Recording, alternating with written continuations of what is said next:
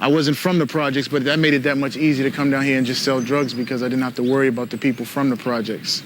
So coming here was like, I can go home. I can do all the dirt I wanted to do and then go home and no one would have a problem with me because you didn't know me.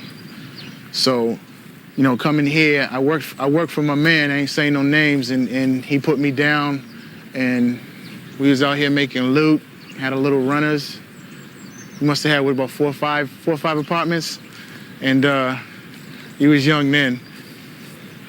We used to shoot at each other from the roofs, shoot at the cops from the roofs, and it was all about money. All about money.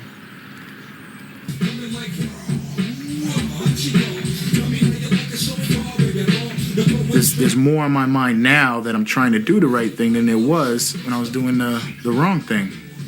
I start thinking about the Bible and how it applies to my everyday life and what are the things that I'm doing wrong and how can I change them.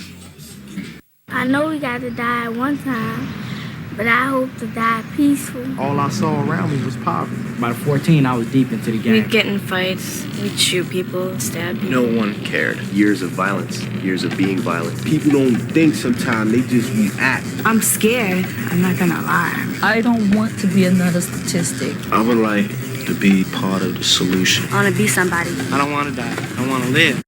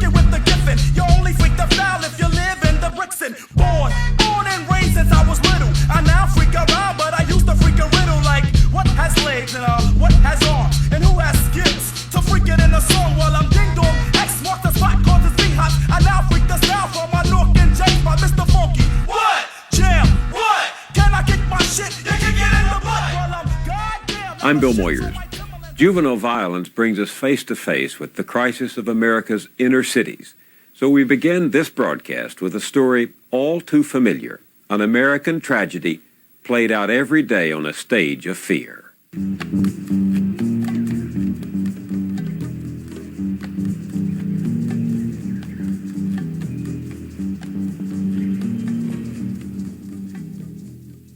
stuff was my best friend.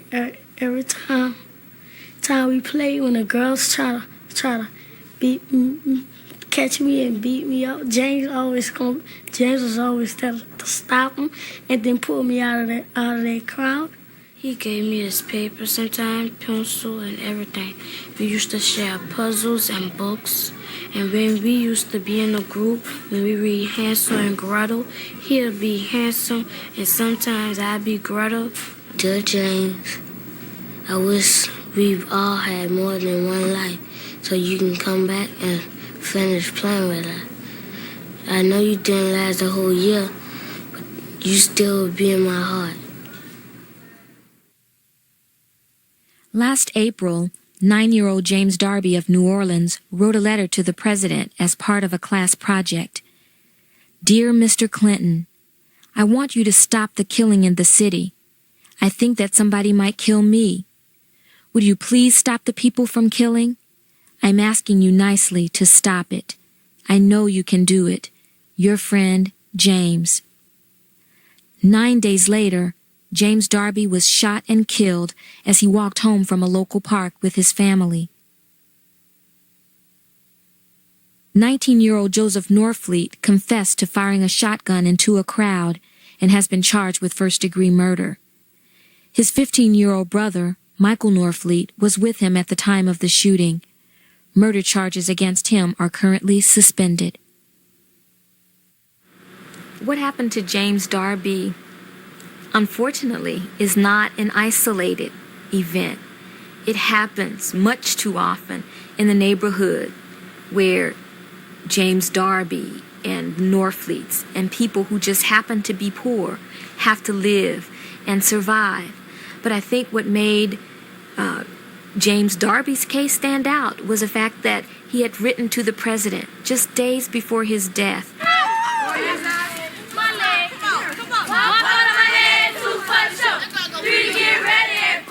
It was Mother's Day in A.L. Davis Playground, and this playground was almost directly between where the Norfleet family lived in the housing development and where James Darby and his family lived.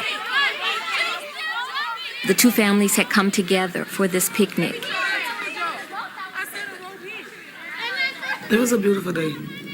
The sun was out, the grass was dry, so we didn't have to worry about getting all muddy and all that. It was nice. It's like the day before it didn't rain, and then the sun was shining. It was pretty, fresh air. So it was like the day I planned for it to be.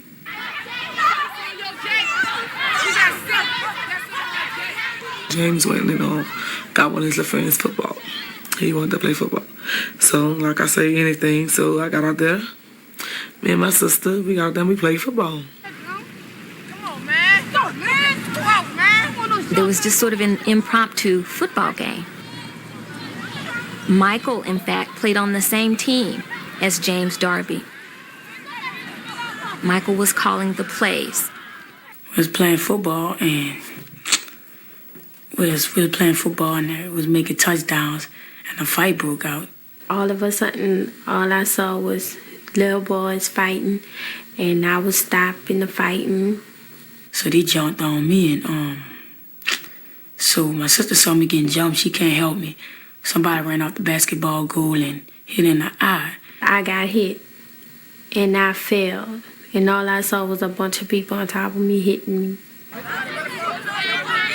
The adults in James Darby's family didn't feel that this was really anything out of the ordinary. They had seen kids fight before, and they just figured this was another fight among kids. It was no big deal. On our way out the park, James came and hugged me and gave me a kiss. He said, "I love you, Mama." I said, "Mama, I love you too, baby." When I was going home, I was feeling anger. But when I got home, my brothers were sitting there. And I had my hand over my right eye so my brothers wouldn't see it. My sister was hurt, and I was hurting too. And I didn't want to see my sister in that position like that. And my brother took my hand over my eye. He said, "What happened?" I said, "I fell off a skateboard." He told me, no, you didn't, because my brother Michael already told me. And he said, now what really happened? I said, I had a big fight in the park. And he got the gun, got in the car. And I was forced to get in the car, and we went around there. And that's when he shot the gun. Next thing you know, a gunshot went off. I thought my brother was just going to go there and just shoot in the air and just scare him. And something said, Janice, look down.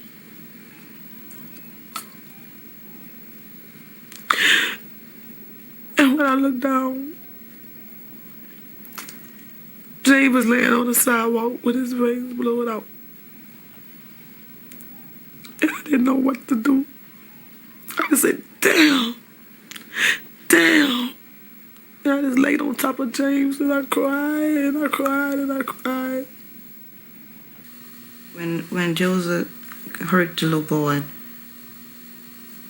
he came in and he just sit down. He didn't even know he hit the boy.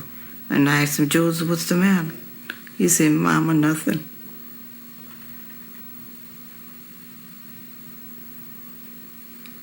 The only thing I could think about was when I heard on the news that someone got killed in the park. All I did was ask my brother, did he kill that little boy? And he told me, don't worry about it. I said, Joseph, did you hit a little boy? He said, Mom, I really don't know what I hit. I just went out here angry, and I was drunk, and I seen Karen's eye.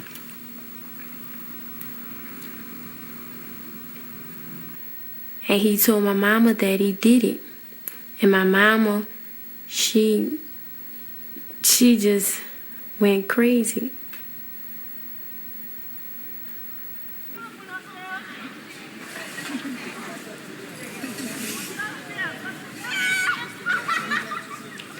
You can't begin to understand what happened here. Why 9-year-old James Darby died without understanding something about the world that he grew up in, and the world that not only he grew up in, but that the two teenagers suspected of killing him grew up in as well. It was a world where violence was an accepted part of life. Y'all not supposed to be doing that, bro. Y'all not even supposed to be doing that. Children see it all the time, and they have to find their own way to survive in this environment. You want to know why I said that? I would be.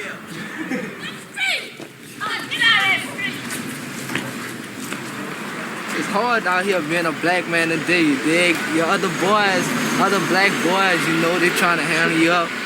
You just gotta survive. It's kill to be killed, you know? Yeah. That's how it gotta be. That's how it gotta be. That's how it is. You gotta protect your family and yourself. I protect myself, my family, my friends and stuff. They protect me.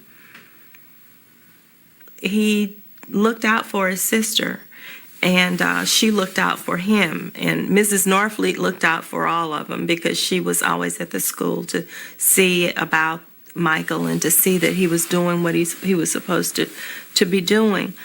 I'm sure that to see their sister beaten like that, I'm sure that's what incited Joseph. Joe was the type of person, he was quiet. He never gave nobody no trouble. And we just sit down and talk different things, but I never knew he had a gun. When he drank, he get out of hand.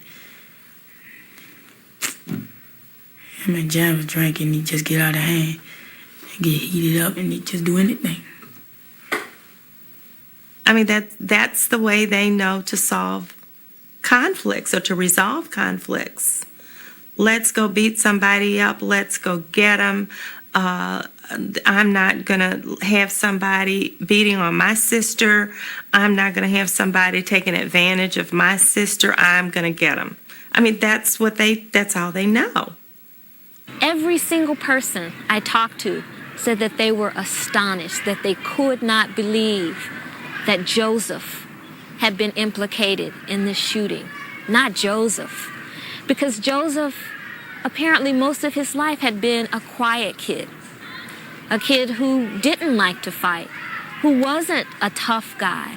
But because he wasn't, sometimes he was taunted by the other kids, and he was provoked by the other kids.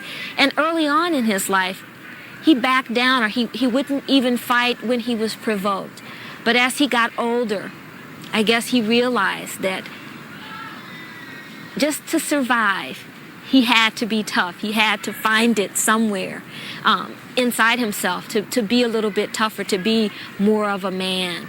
He acted as though he was just reaching out, not only to me, but to his mother, and seems as though he was trying to make his mother understand that he needs that male image in the home, and he wanted it from his father and only his father. He told me that his father lived in some part of California, and that during the summer he was really excited about going to visit him. And when he returned for the next school year, I asked him, well, how was your vacation with your father? And he said, I never got a chance to go, Mrs. Thompson. My father didn't send for me.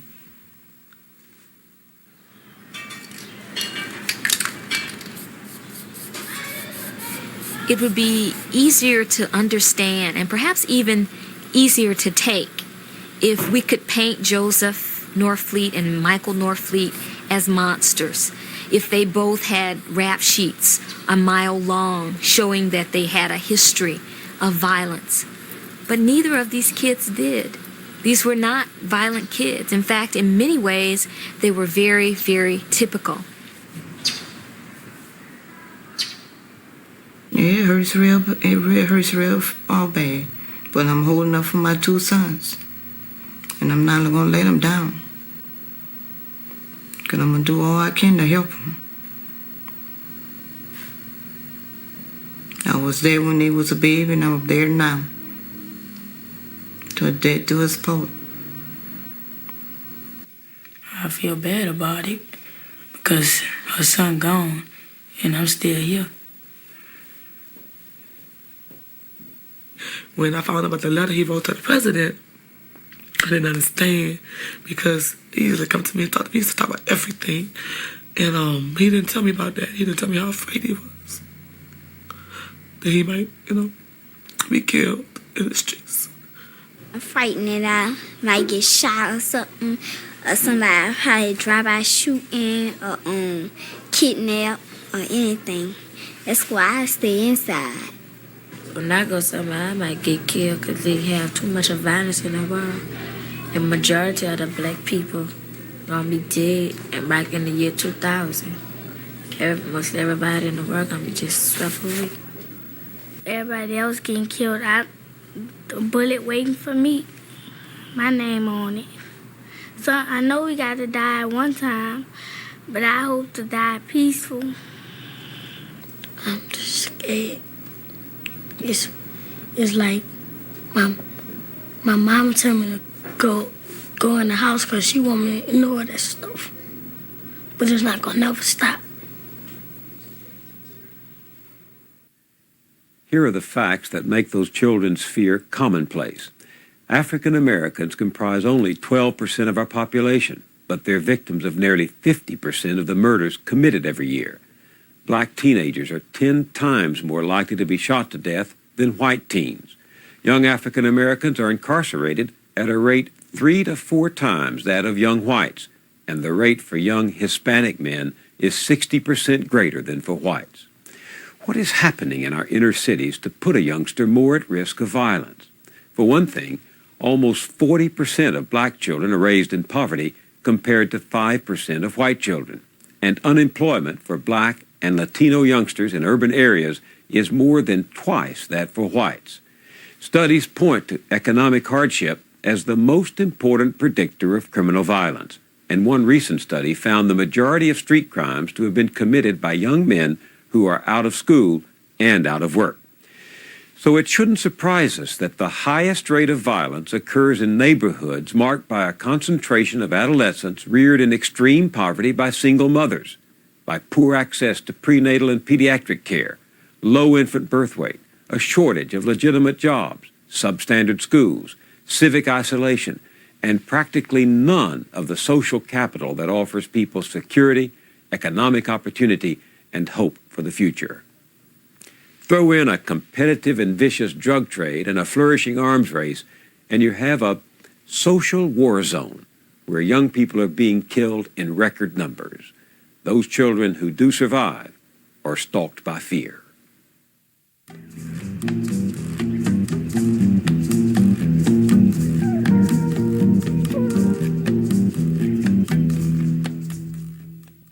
We have learned that young people are afraid. We have talked to them in Oakland, California, and we have talked to them in different cities across the country. And again, we hear young people, particularly children who live in areas of concentrated poverty, but it is not limited to our poor communities. Children all across the spectrum are afraid. They're afraid to go to parties. They're afraid to go to sporting events. They are afraid sometimes just to walk to and from school. And so what they're afraid of may be death in some dramatic way. One of the things it does to children that I think is really horrible is they fail to develop close relationships with multiple people. They fail to learn to trust. Angela Blackwell directs the Black Community Crusade for Children, a national effort to help inner-city kids. Their new publication offers specific ways to get involved.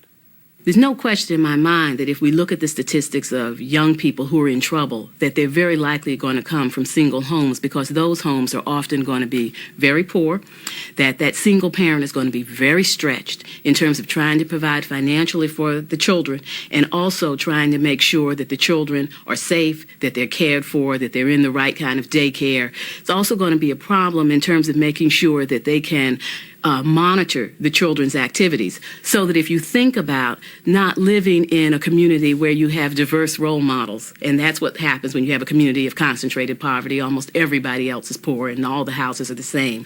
You do not have access to all of the kinds of activities in terms of exposure to museums and other kind of cultural things that expose young people to different options in life. You're not going to have that if you're poor. Are there ways you know of to reach those kids, to help those kids? Absolutely. The ways to reach them are to figure out as many ways as possible to put caring adults in their lives. Everybody uses the phrase, it takes an entire village to raise a child, but what does that really mean in terms of our actions? It means that we have to create environments in which the adults in that community can create a system of redundancy, so that if a child needs an adult and that adult is not in the home, we have multiple places in the community where the child can connect. The church can do it. The school can do it. The neighborhood organization can do it. Find a house in the neighborhood where adults are willing to gather and young people can come there. Make a school become a real community asset. Open up that building at night and on the weekends. What we have to do is bring young people together to talk to each other about how they feel, about the fears they have, about what they need. And then adults can get behind what it is they say they need and help them to make that first step. It brings the adults and the young people together, but it also makes the young people feel valued and it makes them feel powerful. In Omaha, Nebraska, there's this group called Mad Dads, in which men go out on the streets between 10 and 2, and they connect with the people who are on the streets, these young kids.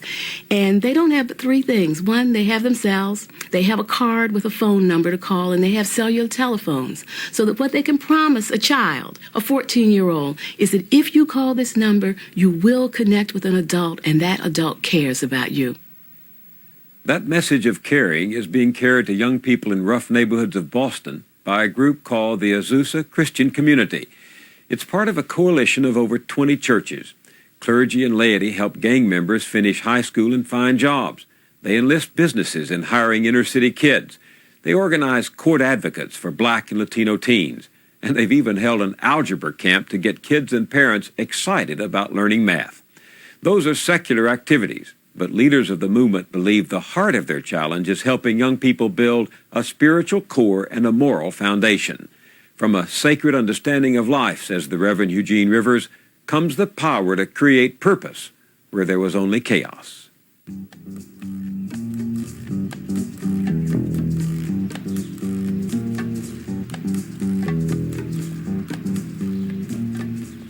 It's rough out here. It's a jungle. And you got to survive. You got to be a man. And if you don't be a man, then you're going to be a punk, and you can't go out like that. You make up your own image of a man, and that image you make up is usually something you've seen on television. And I'm not going to go with the Leave It to Beaver. That's not my role model. So my role model is going to be, you know, gangster films and anything violent. When you hit the streets, you're just going for what you know, and it's not much. So you freelance as you go along and make do with what you got.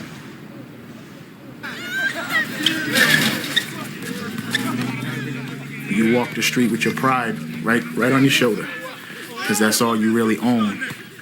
So being a man, it's all about whoever got the best. I could fight better than you. I got a bigger gun than you. I got more gold chains than you. If you don't see what a man's like, you're picking up whoever that man is out there in the street. You're looking at the drug dealer, you know, because he's a better father than your own father. He tear you off a little money, you know, let you hang with him. So, you know, the streets is most of the kids are getting raised up on the streets. The streets are their father. 25-year-old Corey Sinkler thrived on the streets. He was a teenage apprentice to a big-time drug dealer before he started his own operation. Later on, he served time in prison for armed robbery and selling guns.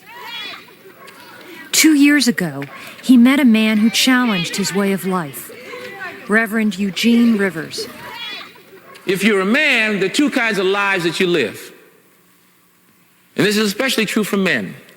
There is the public life as a man, where you and I as men come out, face the world every day, and we put that mask and that shield on and try to negotiate all of the challenges that confront us.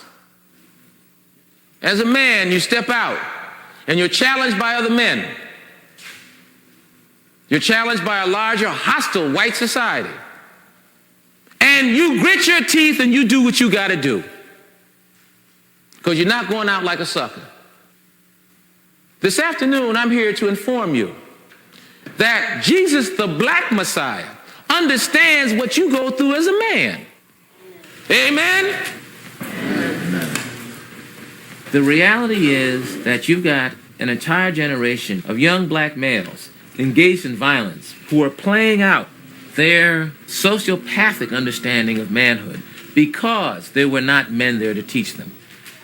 In the real world, young men understand that there are roles and expectations. If they are not taught, they are going to be violent. They are going to be destructive. They are going to be confused. And so what we have is what should have been expected. Reverend Eugene Rivers remembers his own teenage years on the streets, running with gangs and selling drugs. From experience, he knows lives can be turned around. As a student at Harvard Divinity School, he began to criticize black churches for failing to reach out to young people on the streets. We must be visible. We want to be there when the kids leave. We want to be visible when they come back. We want to be visible in the neighborhood. Reverend Rivers believes the church can reconnect with the young generation. With this in mind, he set up his own church, bringing together a small group of black professionals who moved into a poor neighborhood to work with kids. There is an obvious vacuum in the lives of all these young people who are caught up in the mix. Our job is to be willing to practice what we preach and speak faith, hope, meaning, direction, and purpose, and fill that vacuum with those dimensions, those essential dimensions of life. That's what we got to do. Saturday night fights. Let's rock and roll.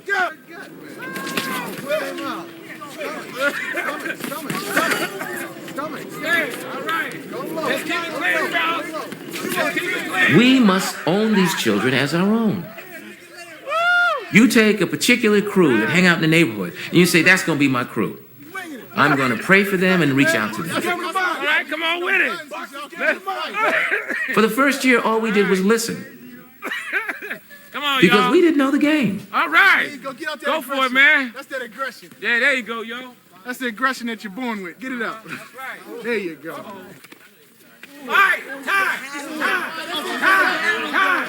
They're looking for spiritual direction, which will help them deal with the challenges in their lives in a way which is real, not grounded in mysticism or hoodoo, but rooted in a faith which is itself rooted in the realities and challenges of day-to-day existence in a world of much brokenness. I wasn't from the projects, but that made it that much easier to come down here and just sell drugs because I didn't have to worry about the people from the projects. So coming here was like, I can go home, I can do all the dirt I wanted to do and then go home and no one would have a problem with me because you didn't know me. So, you know, coming here, I worked for my man, I ain't saying no names, and he put me down and we was out here making loot, had a little runners. We must have had, what, about four or five apartments? And he was young then. We used to shoot at each other from the roofs, shoot at the cops from the roofs, and it was all about money, all about money. My 6-year-old was born, my daughter was born, and her mother had told me, you know, you're out there acting stupid now, what if someone shoots at you and hit us? That made me open my eyes. And the fact that I was just losing too many friends. You know, too many friends getting killed, shot in the head, by friends killing friends. You straight now? Okay, I like that, Donald. You ate your Wheaties this morning. Oh, is that what? Every Friday night, Reverend Rivers meets with a group of young people whose lives were once caught up in violence for Bible class. Now check this out. We're in the 13th verse of the 2nd chapter of the book of Matthew, right? And we read, when they had gone, an angel of the Lord appeared to Joseph in a dream. Get up, he said, take the child and his mother and escape to Egypt. An angel of the Lord told Joseph to take his wife and go to Africa to chill until the heat was off. Let me tell you something. Jesus was just like a young black boy. The enemy said, we're going to kill these little black boys at birth. The same kind of experience that we have in this country as black males is the experience that Jesus had, and you see the angel of the Lord. So from the get-go, now check this out. The angel told on one level Joseph and Mary to break the law. The law was that Herod wanted Jesus smoked, right? The angel comes to Joseph and Mary and say, jet, extradite yourself, break camp, right? Jesus was a fugitive of justice. Yo, you talk like Jesus was black, man. He was. Okay, well, no, I'm telling you. Look, we're going to walk through it. Listen, we're going to do some deals.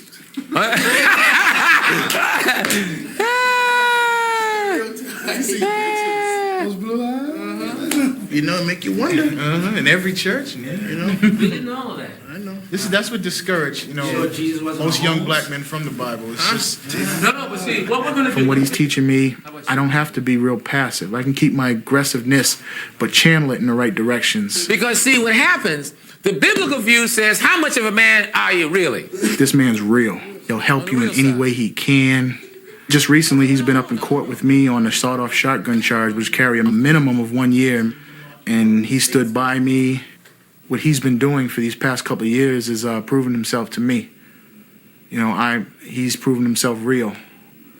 And that's one of the big motivations. He's proven himself real.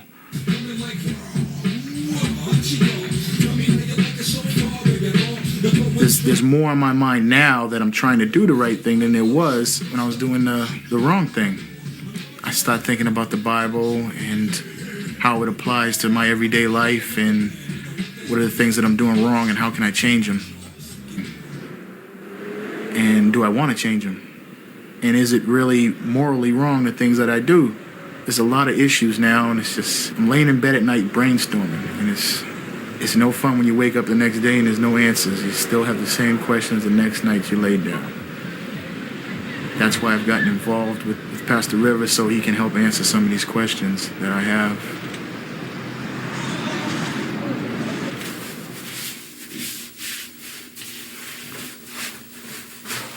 I've recently graduated from school, and I'm a surgical technologist, and I work up in the Boston City operating room. I've seen guys that come in with bullet wounds, stabbings, and I've been involved with them in my past. I might have put them there before, in the hospital, as far as, broken jaws, shootings, stabbings.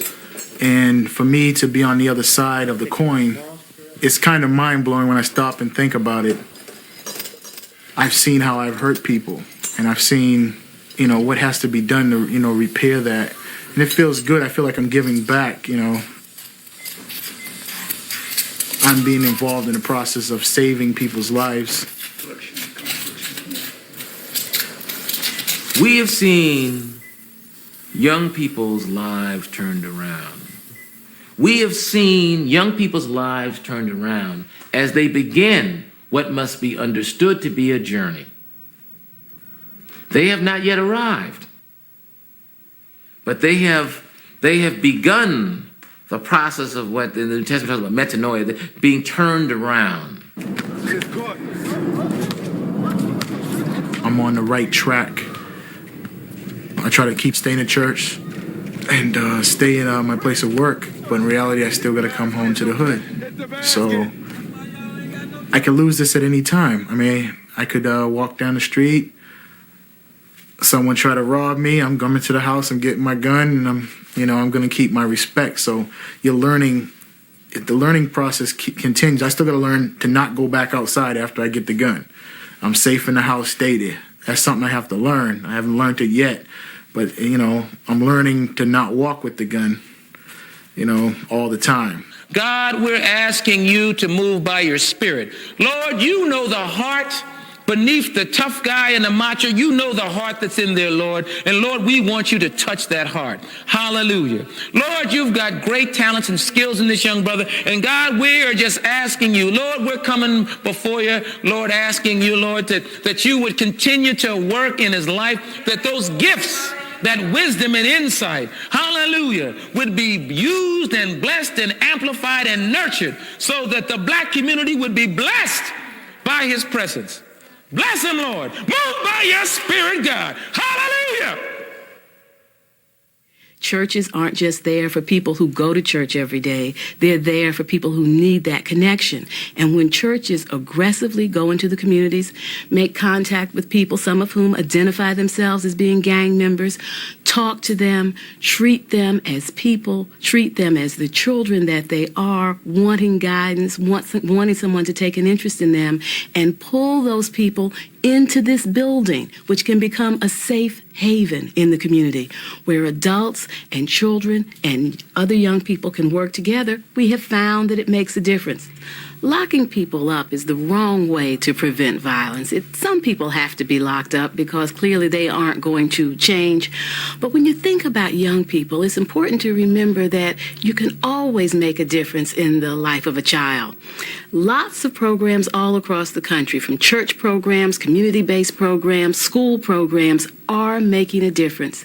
And what we've seen happen in several communities is to develop a mentoring center so that center serves the whole city and helps recruit mentors, helps recruit young people, trains people in large groups. That helps to make a difference.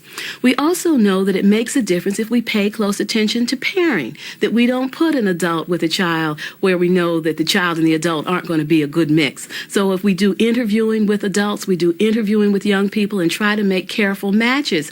And so we can learn from the evaluations of mentoring efforts how to make a particular mentoring program make a difference. When we began our reporting for this series, we talked to young people about how they would answer the question, what can we do about violence? Almost always they responded with the importance of work, goals, and accomplishments. And they talked about their frustration with the media emphasis only on teens who cause trouble. So we turned for help to the young people who work on public television's weekly magazine show, In the Mix. For 3 years, their teen reporters have covered stories of interest to kids, including examples of youngsters who overcome big obstacles to achieve their goals. We learned from their reporting that kids want to be a part of a thriving community, doing things they can be proud of. These ideas belong in the mix.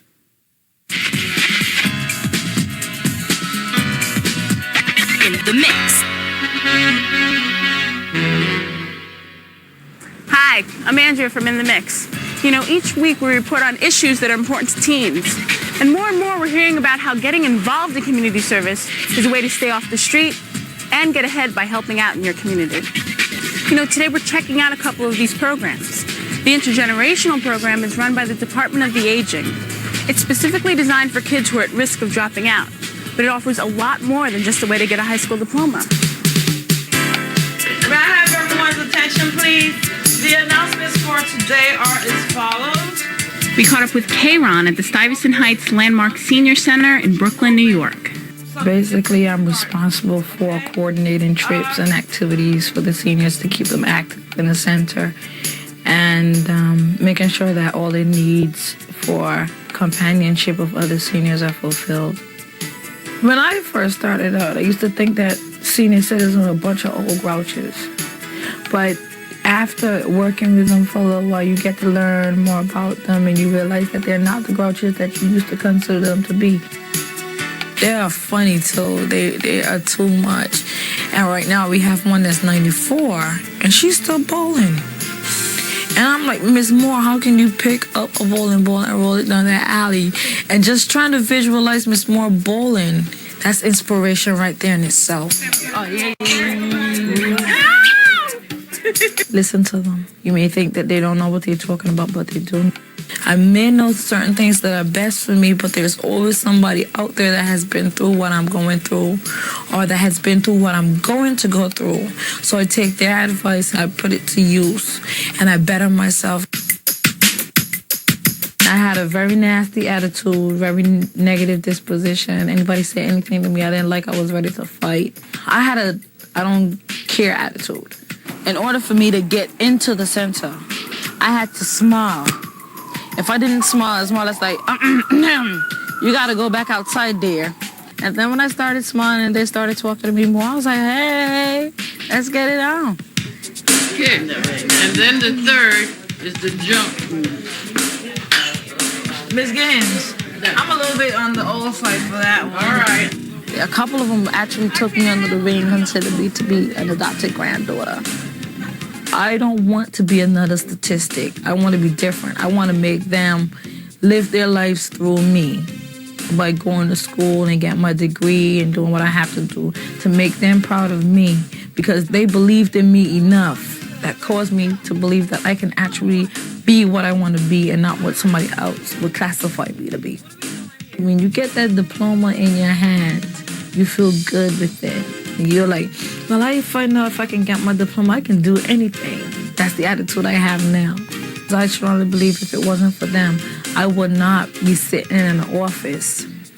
I'll probably be another one of those little young girls out there with God knows how many kids. I'll probably be lost. God knows I'll probably be dead if I didn't listen to what they had to say.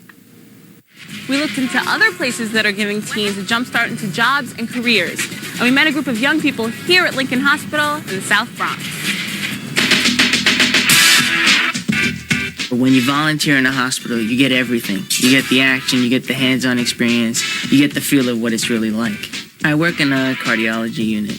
In the ER, you get the most action. Gunshot wounds, heart attacks, anything that the ambulance brings in, anything. EKG technologists have to be there. My future career goal is to become a pediatric cardiothoracic surgeon, meaning a children's heart surgeon. The best thing working here is gaining the experience as working as a technician and getting a real job experience. Because I always wondered what it's like to have a job, you know, will I fit in? Will it be hard, you know? So working here is like having a real job in the world and you have responsibilities. The training that I learned here as a biomedical technician trainee is the same theory that is going to be applied in college. One time I was fixing this incubator for the babies, and I took it back up to the pediatrics. And I never been up to pediatrics before. So the unit that I was fixing, you know, just looked like any other unit. But then when I took it up, I saw there was like 10 or 15 of the same exact incubator with babies in them. So then I was thinking to myself, damn, what I just fixed, they're gonna put a baby in it soon. And you know, I better make sure that it works properly, you know, so that this kid could come out okay. The teens we met today found a way of dealing with these issues through helping others. They gained responsibility, self-esteem, and respect as a result of their work. And they even gained high school credit. These programs are out there, and if you want to, you can get involved. Well, that's our report for today. For In the Mix, I'm Andrea Barrow. It would be wonderful if we could do something about the changing occupational landscape in America that provides too few jobs. Too few jobs for men, too few jobs for women. And the jobs that are provided very often to the women who are in the single-parent circumstance are not jobs that pay enough, don't have health benefits, and don't provide the kind of child care that's needed. People in communities can get young people to the point where they're hopeful and they're not engaging in violent activity and they're trying to get on those ladders that will lead to economic self-sufficiency. But we can't sustain that momentum if the corporations and the business leaders don't do their part in providing economic opportunities. We really have three levels of strategy we have to pursue. We have to have jobs and economic opportunities that are there for young people who are committed to doing the things that have prepared them to take advantage. We also have to have strategies that remove barriers. Some of them are legal strategies in terms of job discrimination. Some of them just have to do with language and transportation. And then we have to prepare people to take advantage of opportunities. But corporations have to be willing to commit to these young people and to their families. They have to create jobs. They have to hire people from the inner cities, and we need to put jobs in the communities where they live, because most people get jobs because they know someone who has a job. And if there's nobody in your community that has a job, if there is no cleaners, if there is no corner store, if there is no messenger service, the kind of things young people could do, if those things don't exist within easy access to them, they're not going to connect to the world of work. And so we need to pursue some different kinds of policies that deal with some of the fundamental problems in this country, at the same time that we create economic opportunity for young people by creating jobs and putting jobs in places where young people can get to them.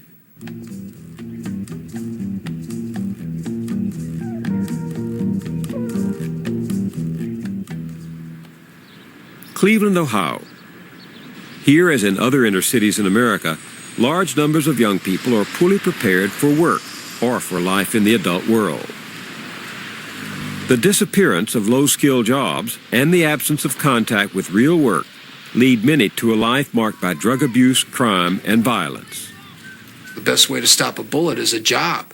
The best way to stop all of this craziness with respect to poverty is a job. We could be delivering all the drug counseling services we wanted, all the homeless shelters we wanted, all the counseling for unintended pregnancies or sexually transmitted diseases.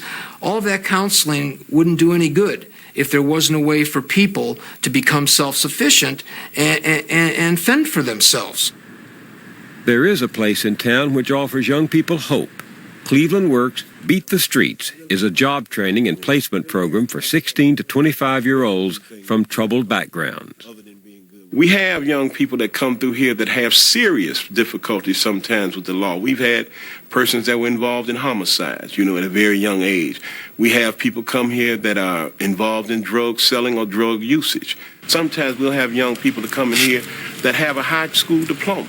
Some of them test below the second grade, but they have a diploma.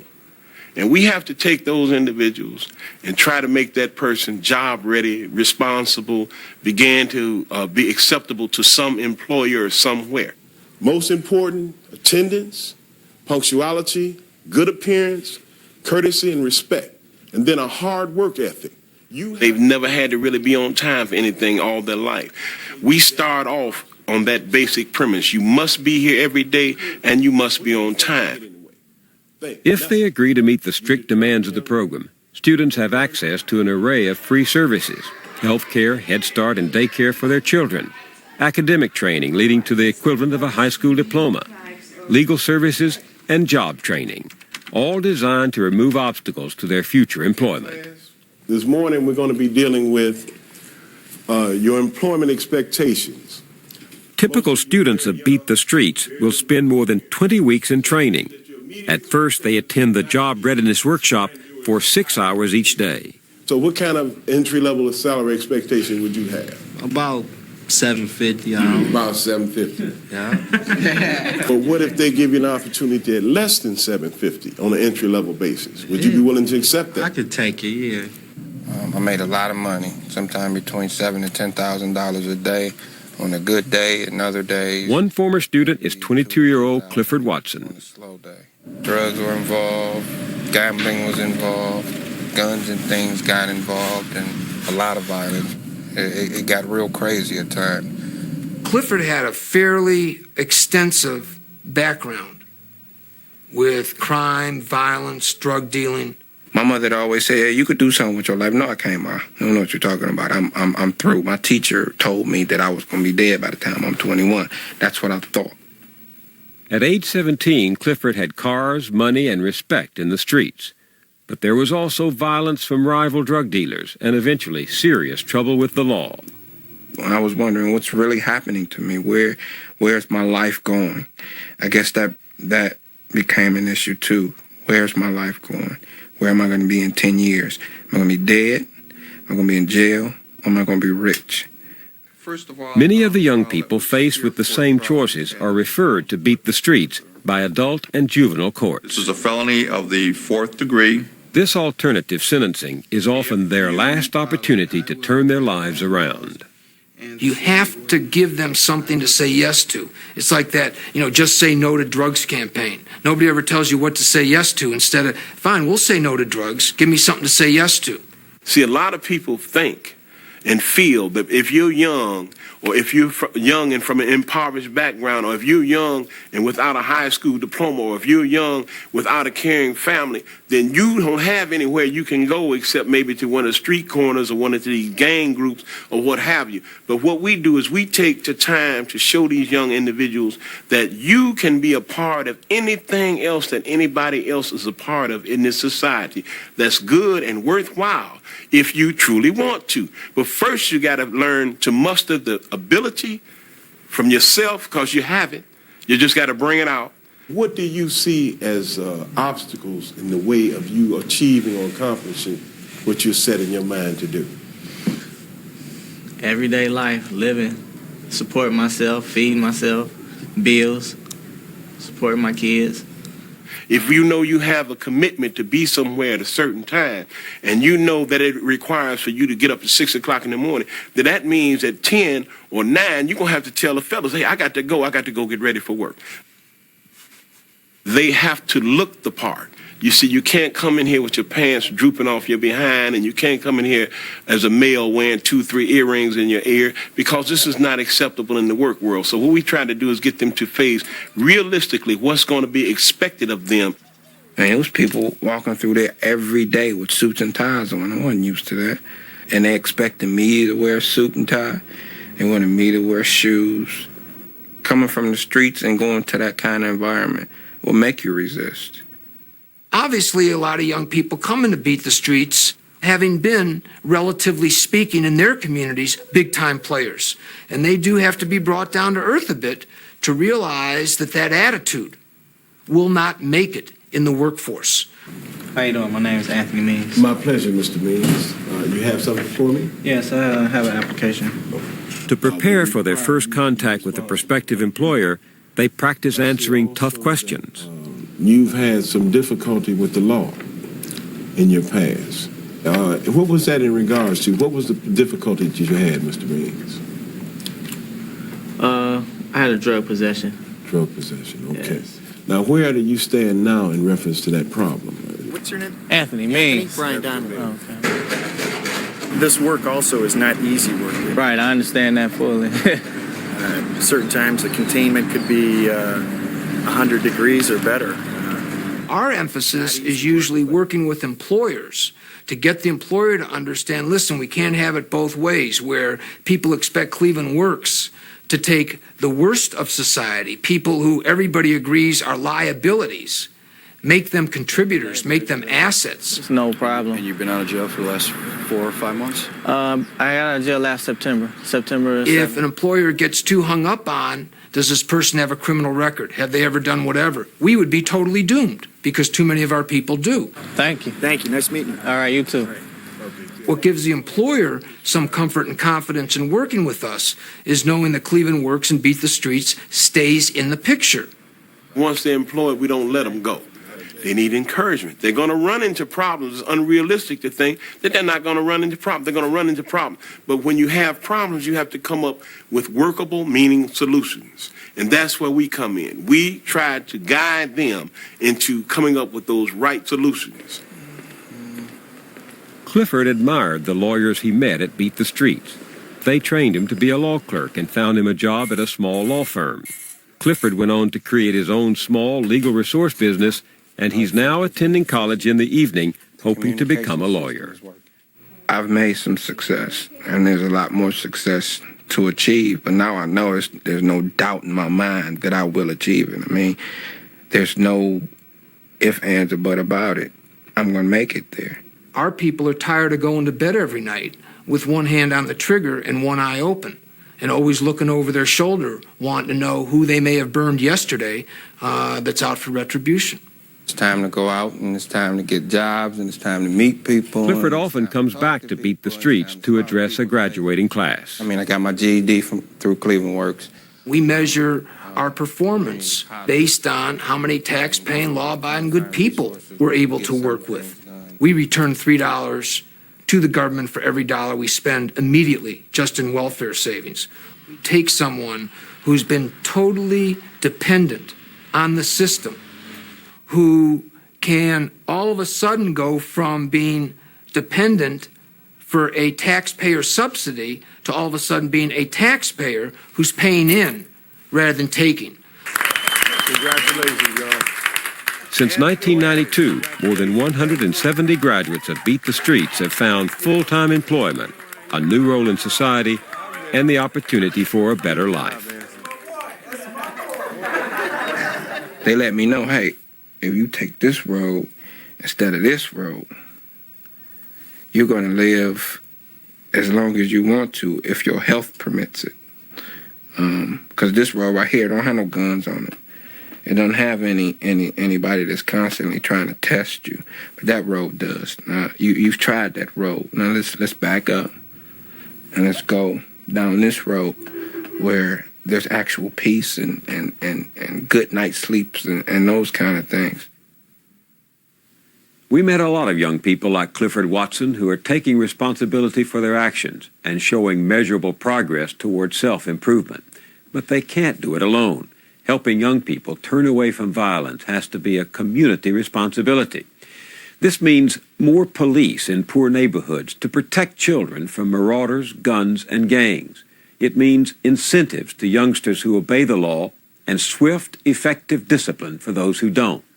It means discouraging out-of-wedlock births. It means classes in parenting and child development. It means schools as good as they are anywhere else. And it means more jobs at better wages, so legitimate work provides an adequate living. Every community contains positive resources to build on. Most poor kids do not grow up to be violent, but they need reinforcements. Think about what might have made a difference in Joseph Norfleet's life. What interventions might have prevented that fatal moment with James Darby. I can't imagine anything more likely to rekindle America's idealism, more likely to make us feel and act like a moral community than to get involved in making this country safe for children wherever they live. I'm just scared. It's like my mama told me to go in the house because she want me to ignore that stuff. But it's not gonna never stop.